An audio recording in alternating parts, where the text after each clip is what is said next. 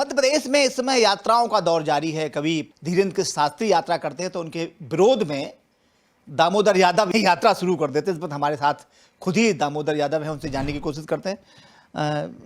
यादव जी, कैसे देखते हैं पंडित धीरेन्द्र शास्त्री ने दिल्ली से मथुरा तक की यात्रा की और उनका सीधा साधा उद्देश्य था कि सनातन के ऊपर उन्होंने यात्रा की। क्या आपको इसमें इसका विरोध क्यों?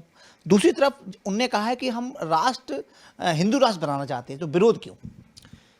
अरविंद जी, आप जानते हैं कि भारत का संविधान, आप बहुत पढ़े लिखे और जागरूक पत्रकार हैं और हम सब की ड्यूटी है कि हम अपने संविधान की रक्षा करें, उसका सम्मान करें। भारत का संविधान ये कहता है कि हमारा देश पंथ निरपेक्ष है, धर्म निरपेक्ष है।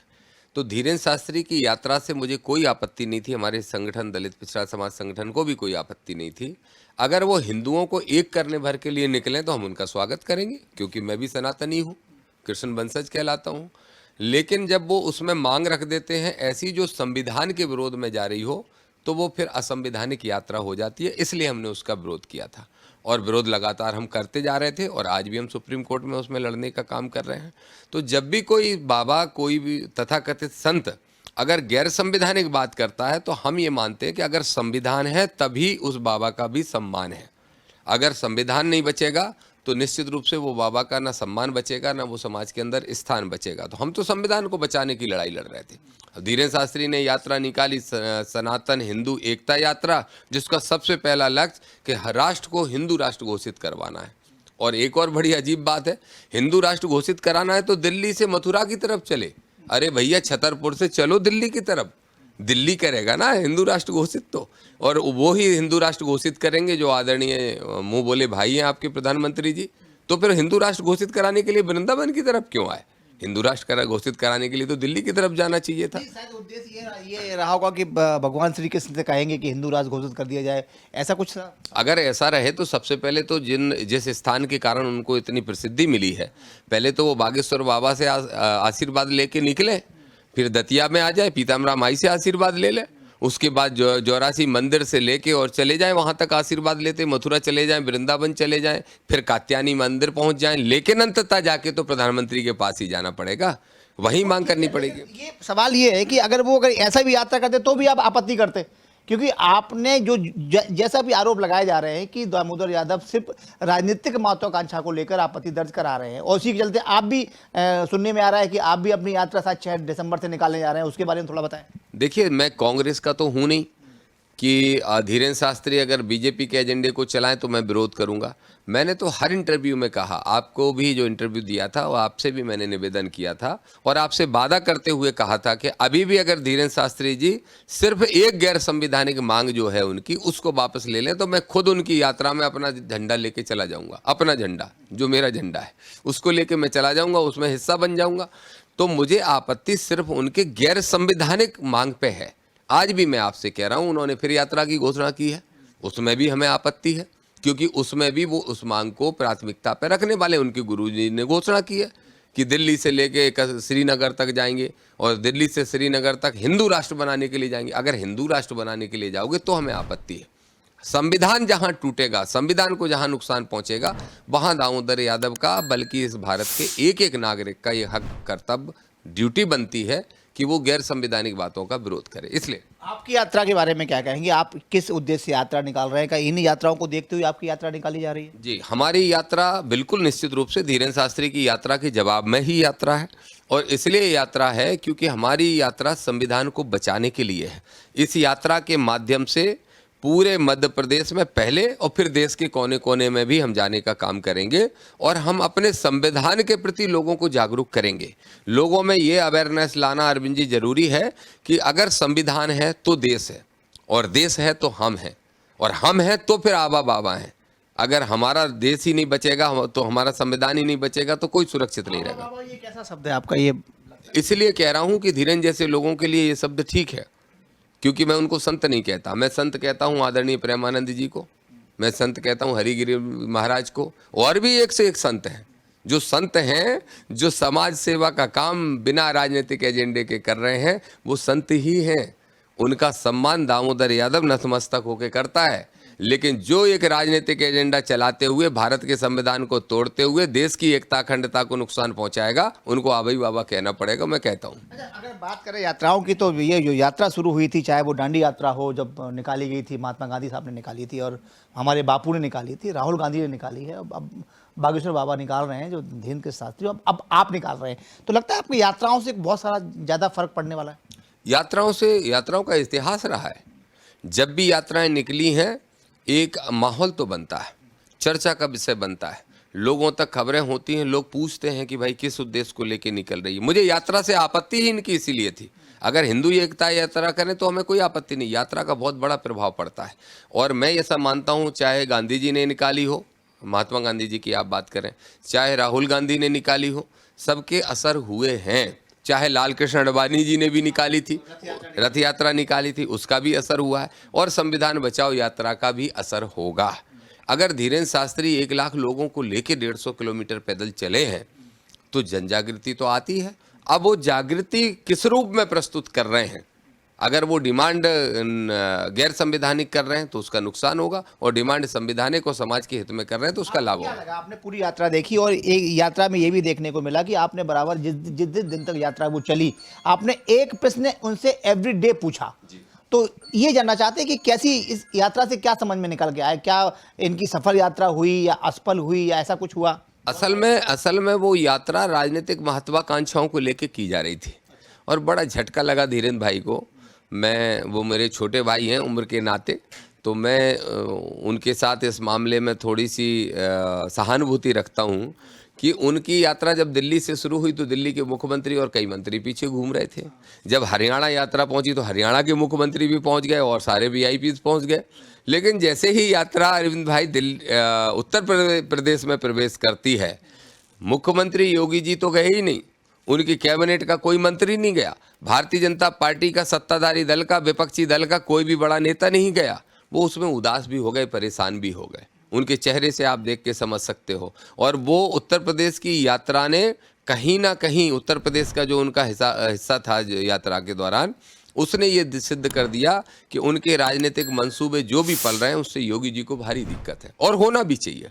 और इसलिए होना चाहिए क्योंकि जो भारतीय जनता पार्टी के अंदर साधु संतों का कोटा होता है वो योगी जी पूरा कर रहे हैं। अब उस कोटे की लड़ाई शुरू होने वाली है। तो इसीलिए तो मैंने कल धीरेन्द्र भाई से ये सवाल पूछा शास्त्री जी से कि जरा ये जवाब दो कि आप एक तरफ कह रहे हो जात पात की विदाई करना है, तो जात पात की विदाई तो तब होगी जब जातिगत घटनाएं जो हो रही हैं वो खत्म होंगी। वो खत्म कब होंगी? जब जातिगत मानसिकता खत्म होगी, समानता का भाव आएगा। आपके समापन वाली मंच पे एक भी एसटी का तो होगा नहीं संत, हमें मालूम है, आप बिठालते नहीं हो, एसटी के को आप बिठालते नहीं हो, लेकिन यादव, गुर्जर, दांगी, रावत, कुर्मी, लोधी, पटेल, कुशवाहा, पाल छोड़ दीजिए, कोई एक क्षत्रिय भी था, क्या संत नहीं है? क्या कोई वैश्य भी था, क्या संत नहीं है? क्या कोई कास्ट भी था, क्या कोई ओबीसी था, कोई एससी था, कोई एसटी था? नहीं, बिल्कुल जातिगत है। ये मेरी तरफ से जातिगत नहीं है, उनकी तरफ से जातिगत है। धर्म का ठेका एक जाति के लोग, और एक जाति में भी गुटबाजी, उसमें भी गुटबाजी है। उन्हीं के गुरु कहते हैं कि उपाध्याय दुबे ये नीच ब्राह्मण होते हैं। अब ऐसे गुरु का चेला जब यात्राएं करेगा तो उसकी मंच पे ऐसा ही नज़ारा देखने को मिलेगा जो अभी परसों देखने को मिला।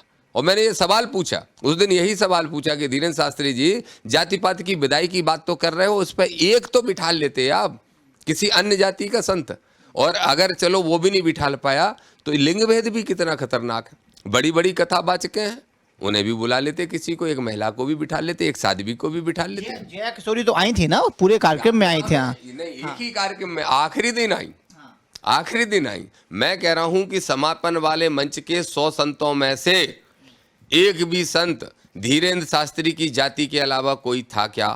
मैं तो फिर कह रहा हूं कि जब ब्राह्मण पे संकट आता है, क्षत्रिय सबसे पहले खड़ा होता है उसकी रक्षा करने के लिए। और ऐसा नहीं है कि क्षत्रिय समाज में अच्छे संत नहीं है, देख लीजिए आप, ढेर संत है, किसी को बिठाला मंच पे, किसी को बुलाया मंच पे। तो आपको सबसे पहले सामाजिक एकता का संदेश देना पड़ेगा। अगर आप जातियों को एक कर लोगे तब आपका धर्म एक होगा भाई, और जातियों में बटा रहेगा तो जातिगत घटनाएं जो हो रही हैं उससे भी बढ़ता है, और आप ये जो जाति धर्म का ठेका लेके एक जाति के लोग आगे बढ़ते हैं उससे भी बढ़ता है। क्या आपके जो आप जितने आपने सवाल पूछे पंडित धीरेन्द्र शास्त्री से, तो क्या आपके सवालों के कोई जवाब मिले? निश्चित रूप से उनका लगातार 4 दिन तक जवाब आए, और चारों दिन तक जवाब ये था, वो इस तरीके से कहते थे जब रेस्ट करते थे कि आज श्रीमान फलाने ने नाम लिए बगैर, आज महापुरुष ने ये बोला, आज महापुरुष ने वो बोला, और कह रहे अभी भी यात्रा रुकवाएंगे, तो हम अभी भी कह रहे रुकवाई के देख ले ठटरी के। बस ये जवाब आया। अभी एक संत का जवाब हो सकता है क्या? तो नहीं, आपको जनरल तौर पे जब आप किसी को बराबर घेरेंगे और इतनी ताकत से घेरेंगे कि मीडिया की सुर्खियां बन जाएं, और जब मीडिया की सुर्खियां बनते हैं तो निश्चित तौर पे उन्हें जवाब तो देना ही चाहिए, लेकिन वो उनके जवाब से क्या संतुष्ट हैं जो जो जो उन्होंने जवाब दिए हैं? बिल्कुल संतुष्ट नहीं हूँ, उनको जवाब ये देना चाहिए था। देखिए, उन्होंने अपना बचाव किया मेरे सवालों से, हर समय बचाव करते नजर आए। आप देख सकते हैं कि जिस समय 3-4 दिन पहले से सभी मीडिया के साथियों ने हमारे मुद्दों को उठाना शुरू किया जो मैं बोल रहा था, तो फिर उन्होंने 300 मुसलमान मैनेज करके यात्रा में बुलाए टोपी वाले, उनसे जय श्री राम भी बुलवाया। मैं ये कहता हूँ कि जो जिस धर्म को मानता है, जिस धर्म के प्रति आस्था रखता है, उस धर्म का सम्मान करना ही एक हिंदू धर्म के व्यक्ति का सबसे बड़ा कर्तव्य बनता है। हर जाति, हर वर्ग, हर धर्म का सम्मान करते हुए, मानवता की सोच रखते हुए आगे बढ़ाने की जो सोच है, वो है हिंदू धर्म। अब उन्होंने सबसे पहले ये दिखाया कि नहीं, हमारी यात्रा मुसलमानों के विरोध में नहीं है, पहले ये दिखाने का काम किया। कैसे बनेगा फिर अगर ऐसे करेंगे? अब पता नहीं वो हिंदू राष्ट्र बनाना भी चाहते हैं कि नहीं। अच्छा, कल पहले कहते थे कि हिंदू राष्ट्र बनाने, घोषित कराने की मांग को लेकर निकले हैं, उसके बाद 2 दिन बाद कहने लगे कि हमें हिंदू राष्ट्र कागजों में नहीं चाहिए, हमें दिल में चाहिए। खुद ही कंफ्यूज आदमी है। मैं इसीलिए तो कहता हूँ 28 साल के नौजवान का कोई दुरुपयोग कर रहा है, उनका सदुपयोग होगा अगर वो हमारे साथ बैठे हैं और मैं संविधान की किताब उनको पढ़ा दूंगा तो उनका सदुपयोग होने लगेगा। वो एक्चुअली में क्या बात, जैसे पर्चियां निकालते अगर आपके साथ आते तो आप भी पर्चियां निकालना शुरू कर देंगे, क्योंकि विज्ञान को, पर्चियां निकालने वाले लोग विज्ञान को नहीं मानते। अगर हम बात करें विज्ञान के भरोसे हम लोग यहाँ तक इतने ताकतवर हुए हैं, अगर हम जब बात कर ले जब हम आज़ाद हुए थे और तब से लेकर आज तक, धीरेन्द्र शास्त्री खुद ही विज्ञान को मान रहे हैं, पर्ची निकाल के, या खुद अपने आप में ठीक नहीं कर पा रहा, दूसरों को ठीक करते हैं। इसके बारे में क्या विचार है? नहीं, अगर वो विज्ञान को नहीं मानते, जो थर्मामीटर से बुखार चेक कर रहे थे, जरूरत क्या थी? ऐसे ही बता देते कि मुझे 104 डिग्री ज्वर हुआ है, बुखार भी ना बोलते, ये बोल देते। और दूसरा बीपी चेक करने के लिए भी मशीन, मुंह में थर्मामीटर, वो भी किसी बाबा ने नहीं बनाया। फिर मैं बाबा बोलूंगा। जो राइट हैंड पे उन्होंने बीपी की मशीन लगा रखी थी, वो भी किसी बाबा ने नहीं बनाया, भारत के वैज्ञानिकों ने बनाया, भारत के देश के सही, दुनिया के सही, लेकिन साइंटिस्टों ने बनाया। तो दूसरों का इलाज अंधविश्वास से और खुद का इलाज विज्ञान से, इसी से सिद्ध हो जाता है कि वो आडंबर पाखंड की दुकान के अलावा कुछ नहीं है। और उनको अभी भी मैं कहूँगा, अच्छे नौजवान हैं, अच्छे दिखते हैं, अच्छे बोल भी लेते हैं, लेकिन किताबें गलत पढ़ ली, उद्देश्य गलत लेके निकल पड़े हैं। जरा ढंग की किताब पढ़ लें, मानवता को समझ लें और इस हिंदू धर्म को असलियत में समझ लें। वो सत्य ही ज्ञान है। धीरेन्द्र शास्त्री का जो ज्ञान है वो सत्य ही ज्ञान है। जरा अंदर घुस के देखें तो समझ जाएंगे। पर्ची निकालने की कला क्या है? पर्ची निकालने का सिर्फ माइंड रीडिंग है। ये सिर्फ माइंड रीडिंग है और बकाया उनकी टीम का मैनेजमेंट है। जब वहाँ लोग जाते हैं तो उनका नोट किया जाता है, जिनकी पर्ची निकाली जाती, सबकी अर्जियाँ लगवाई जाती हैं और अर्जी में सारी चीज़ें नोट की जाती हैं, काफ़ी हद तक चीज़ें नोट की जाती हैं। फिर उनमें से किसकी अर्जी लगाना है जो उनकी टीम बता देती है, उसको बुला लिया जाता है। आपने लाल शर्ट पहन रखी, आप फलाने खम्भे के नीचे बैठे हो, फलाने टेंट में बैठे हो, वो वैसे ही बुला लेते हैं। और जब व्यक्ति सामने आता है, आपने देखा होगा बहुत सारे माइंड रीडर हैं अपने भारत के अंदर, जो आपको अभी आपसे बात करते करते बता देंगे कि आप अगला सवाल ये पूछने वाले हो, आपके चेहरे को पढ़ के। तो जब मंच पे आके आदमी बैठा, उसके दिमाग में क्या चल रहा है उसको याद करके 4 चीज़ें लिख दी और उनसे कह दिया। मैं फिर चुनौती से, विज्ञान है, ये भी तो विज्ञान है, कला है, विज्ञान है, जादू है, टोना है, धर्म, क्या है ये मैं तो इसको मानता हूँ कि ये भी एक कला है और इसकी पढ़ाई होती है। और इसको अगर कोई अच्छे से अध्ययन कर ले, पढ़ ले, तो हम और आप भी माइंड रीडर बन सकते हैं। लेकिन बहुत सारे माइंड रीडर हैं, इनसे बेहतर माइंड रीडर हैं, लेकिन वो बस इसमें आडंबर की दुकान से सजाते नहीं हैं उसको, और ना ही अपना मैनेजमेंट के थ्रू उसको एक संत के रूप में घोषित करते हैं। बहुत सहजता से चैनलों पे आके दिखा के चले जाते हैं, आपने देखा होगा, बहुत ढेरों माइंड रीडर है। ये बस वो है। अच्छा, इंपॉर्टेंट बात ये नहीं है कि कोई संत पे या किसी आश्रम पे जाके अपनी समस्या पूछ के आ जाए। इंपॉर्टेंट ये है कि वो वहाँ जाके ठीक हो रहा है या नहीं हो रहा है। और ठीक होने वाले लोगों की संख्या, अगर धीरेन्द्र शास्त्री, मेरी चुनौती है अरविंद जी, वो धीरेन्द्र शास्त्री बता दें कि इन 1 लाख लोगों को हमने अब तक ठीक कर दिया। 1 लाख तो छोड़िए, 1000 बता दें, और हम और आप चल के सर्वे कर लेंगे, और अगर सही निकल गई तो हम भी उन्हीं को प्रणाम करने लगेंगे। ये सब अंधविश्वास है भाई। यात्रा के विरोध में यात्रा कब से शुरू हो रही है, उसका क्या पैरामीटर रहेगा, कहाँ से होकर निकलेगी? 6 तारीख को ग्वालियर में हम 6 दिसंबर को ग्वालियर में बाबा साहब डॉक्टर भीमराव अंबेडकर का महापरिनिर्वाण दिवस है, तो वो हम मनाने के लिए ग्वालियर में सब साथी पूरे संभाग से एकत्रित हो रहे हैं, और उम्मीद है कि लाखों की संख्या में लोग आएंगे, और सबको मुख्य अतिथि के रूप में उसका कार्यक्रम में भाई चंद्रशेखर आज़ाद जी आएंगे, जो सांसद हैं नगीना के, आज़ाद समाज पार्टी भीम आर्मी के प्रमुख भी हैं, और हमारे बहुत अच्छे संघर्ष के नेता हैं, वो भी आएंगे, संविधानवादी सोच के लीडर हैं। और उस दिन वहाँ सभा करने के बाद फिर हम यात्रा निकालेंगे। ग्वालियर चंबल में हमारी कोशिश रहेगी कि लगभग सभी जिलों में हम जाएं, बुंदेलखंड में सभी जिलों में हम जाएं, और उसका यात्रा का समापन आके हम भोपाल में ही करेंगे। और इस यात्रा के माध्यम से हमारा प्रयास है कि कम से कम 100 बड़ी सभाएं और 200 से 300 नुक्कड़ सभाएं करके हम लोगों को अपने मूलभूत अधिकारों के प्रति तो कम से कम जागरूक करें, और संविधान के प्रति जागरूक करें, और आडंबर और पाखंडवाद से दूर हटाने की कोशिश करें, और जातंकवादी सोच को खत्म करने का काम। इस यात्रा के पीछे उद्देश्य क्या रहेगा, सोच क्या रहेगी, और क्या अपील क्या है लोगों से कि यात्रा की क्यों जा रही है? सिर्फ बागेश्वर बाबा के लिए की जा रही है, या इसमें आपका भी कोई लक्ष्य है, या निहित स्वार्थ है, या ये राजनीतिक होगी? दोनों ही चीज़ें हैं भाई। मैं आपको बिल्कुल स्पष्ट तौर पे कहूँ, पहला उद्देश्य तो यही है कि आडंबर और पाखंड से अगर आप दूर हटोगे तो आप अपना विकास ज़्यादा कर पाओगे। ये लोगों को हमें समझाना है, क्योंकि हम फलाना काम हमारा भगवान कर देगा, फलाना काम हमारा भगवान कर देगा, या फलाने वाले बाबा कर देंगे, उनके शरण में चले जाएंगे। एक तो लोगों को इससे दूर हटाने की कोशिश हमें करना है, और वो जागृति अभियान के तहत हो सकता है। दूसरा, निश्चित रूप से जब हम लोगों को जगाएंगे तो हम ये भी चाहेंगे कि मध्य प्रदेश की विधानसभा के अंदर कम से कम 40 से 50 एमएलए ऐसे पहुंचे जो संविधान को माने और विज्ञान को माने, और संविधान को विज्ञान को मानते हुए जातिगत सोच को समाप्त करते हुए सबको मानवता के संभाव से एकता की सोच को बढ़ाते हुए इस मध्य प्रदेश को सुधारने का काम करें। दोनों ही उद्देश्य। हमारे साथ थे दामोदर यादव।